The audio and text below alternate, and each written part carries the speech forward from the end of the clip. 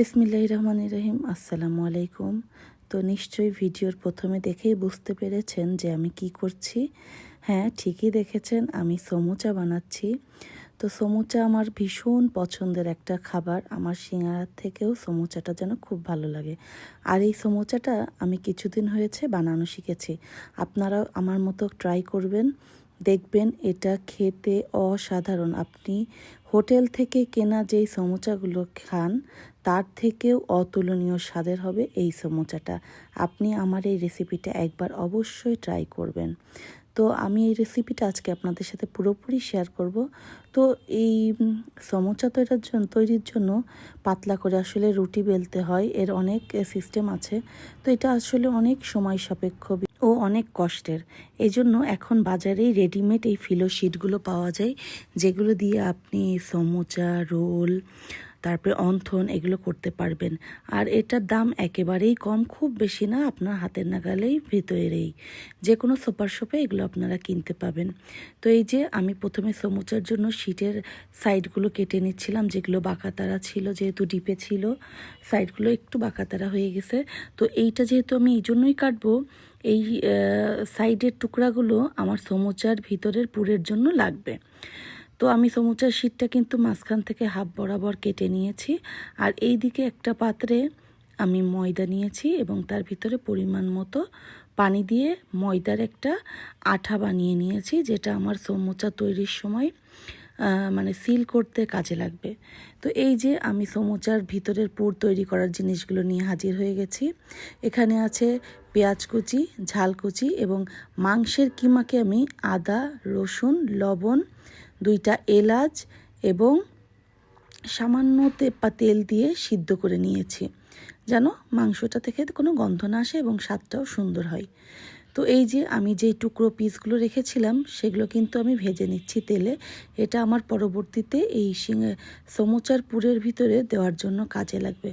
তো এটা আমি যে সুন্দর করে লাল করে ভেজে নিলাম। এটা এমনি খেতেই আসলে খুব মজা লাগে, আর সমুচার পুরের ভিতরে দিলে এর টেস্টটা আসলে একদম হোটেলের থেকেও বেশি মজাদার।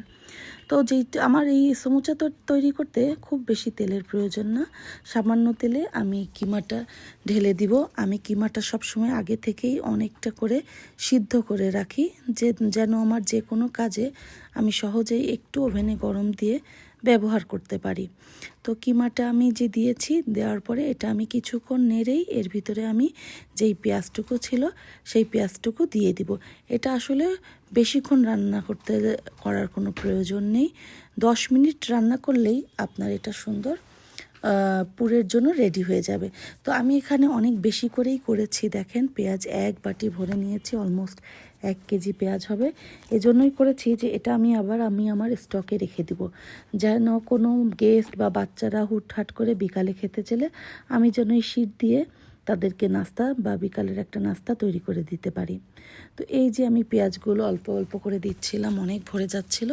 তো একে একে আমি সব পেঁয়াজটা দিয়ে দিলাম, সাথে এর ভিতরে কিছু ঝালকুচি দিয়ে দিলাম। আপনারা আপনাদের পরিমাণ মতো ঝালকুচিটা দিয়ে নেবেন, আপনারা যেমন ঝাল খান। আমি একদম মিডিয়াম দিয়েছি, যেহেতু আমার বাচ্চারা খাবে, সো আমি এখানে বেশি ঝাল ইউজ করিনি।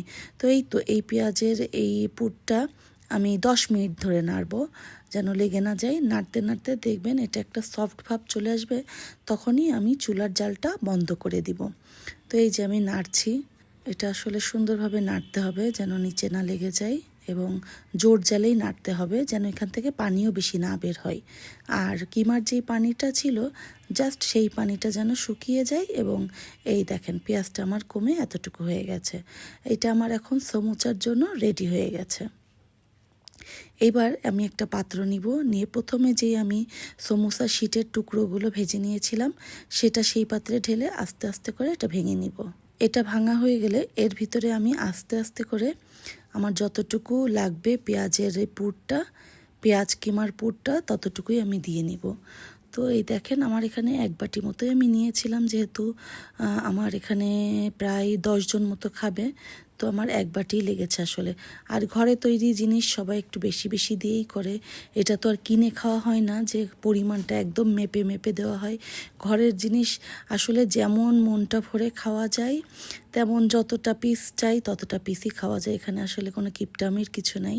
আর আপনি যখন একটা মানুষকে খাওয়াবেন নিশ্চয়ই অনেক বেশি করেই করবেন, এটাই স্বাভাবিক। মানুষকে যখন খাওয়াতে হয় তখন অনেক বেশি পরিমাণে করতে হয়, তার ভালো লেগে সে 2টার জায়গায় 3টাও খেতে পারে। আর ভালো লাগাটাই কিন্তু আমার কাছে সব কিছু। একটা জিনিস তৈরির পরে কেউ যদি সেটা খুব আনন্দ নিয়ে খায়, সেটা আমার কাছেও খুব আনন্দের লাগে। তো এই যে আমি সমোসা শিটগুলো মাঝখান থেকে কেটে নিয়েছিলাম, আর এই যে যেই ময়দার আঠাটা তৈরি করেছিলাম সেটা দিয়ে আমি প্রথমে সিল করে নিয়েছিলাম। এটা আসলে খুব ইজি, আপনারা 2-1 বার দেখলে এটা পারবেন। আমি ভুল করে প্রথমে চারিপাশেই এটার আঠাটা দিয়েছি। এটা আসলে আমি কিছুদিন হয়েছে শিখেছি, তো আসলে প্রথম সাইডের দিকে আঠাটা আসলে বেশি দেওয়া যাবে না। তো দেখেন আমার এই ভাঁজটা খেয়াল করেন, আপনারা অবশ্যই পারবেন। আমিও কিন্তু এক্সপার্ট ছিলাম না, আমার বড় ভাবি প্রথমেই করেছিল, তার হাতের কড়াগুলো এত সুন্দর, আমি পারিনি, কিন্তু পরে আমি ইউটিউব দেখে ঠিকই আমি পেরে গেছি। তো এই দেখেন প্রথমে আপনি এই কোণাটা ভাঁজ করে নিয়ে এইখান থেকে আবার এইখানে লাগিয়ে দিবেন। তো এই দেখেন এখানে আমি একটু আঠা দিয়ে দিচ্ছি যেন জিনিসটা একদম সেট হয় এবং আপনার সমোচার ভিতরে যেন কোনো রকম তেল না ঝোঁকে, এটাই চেষ্টা করবেন। তো এই দেখেন আমি ঠিক এইভাবে মেরে দিয়েছি। আর আপনারা আপনাদের সুবিধা মতো যদি মনে করেন যে সমোচার বাড়তি টুকরো আছে, সেটুকু আপনারা কাঁচি দিয়ে বা ছুরি দিয়ে কেটে ফেলতে পারেন। তো এই দেখেন একটা পানের মতো করতে হবে জিনিসটা, পানের মতো একটা খোল হবে, ওর ভিতরেই ইয়েটা আমার যে পুরটা রেডি করা ছিল সেই পুরটা আমি দিয়ে দিব। পুরটা আসলে বেশি করেই দিবেন, যতটুকু ওখানে জায়গা থাকবে ওই পানের খোলার মতো জায়গাটার ভিতরে যতটুকু জায়গা থাকবে চেপে চেপে দিয়ে দেবেন, যেন এটা টাইট ফিট হয়, যেন এর ভিতরে ফাঁকা বা হালা বাতাস না থাকে। তো এই যে আমি আঙ্গুল দিয়ে দিয়ে চেপে দিচ্ছিলাম যেন সব জায়গায় সুন্দরভাবে পৌঁছাতে পারে। আর এইভাবে করে এখন আমি এটাকে সিল করে দিব। তো দেখেন এই যে এইভাবে আমি সিল করে দেবো। আপনারা চাইলে ওই সাইডটাও কেটে নিতে পারেন, অথবা এই যে এই সাইডটুকু এক্সট্রা কেটে নিতে পারেন, অথবা এর সাথে পেঁচিয়ে দিতে পারেন। এই দেখেন আমি কিন্তু পেঁচিয়ে দিয়েছি। তো দেখেন কি সুন্দর একটা সামোচা হয়ে গেছে। এই যে এইভাবে করে কিন্তু আমি অনেকগুলো সমোচা বানিয়ে নিয়েছিলাম। এই যে সেকেন্ডটা আরও ভালো হয়েছে দেখেন।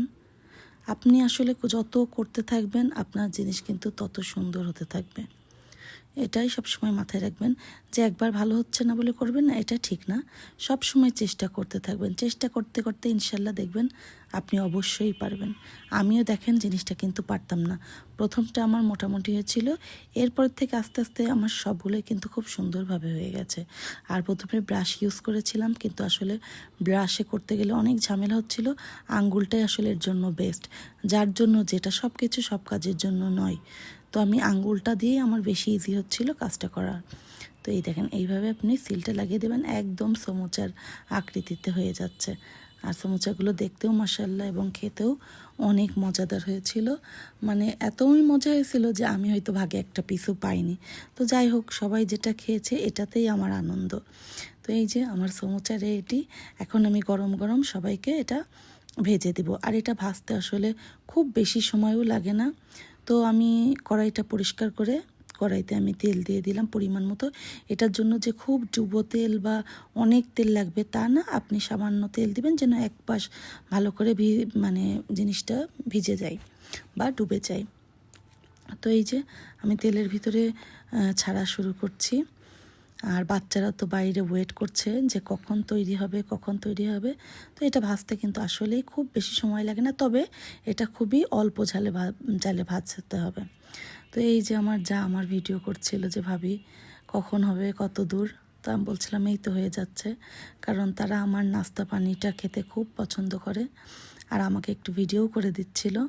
তো এই যে আস্তে আস্তে করে সবই ভাজা হয়ে যাচ্ছে আর সবাই কিন্তু বসে আছে এটা খাওয়ার জন্য। তো এইভাবে আপনারা কিন্তু সমোচা তৈরি করতে পারেন। আর যাদের বাড়িতে অনেক লোক, সবাই হাতে হাতে করলে আসলে জিনিসটা অনেক দ্রুত হয়ে যায়। তো সবাই এইভাবে আমার মতো একবার হলেও বাসায় সামোসাটা ট্রাই করবেন, এটা আসলে খেতে অতুলনীয় এবং হোটেলের স্বাদকে হার মানাবে।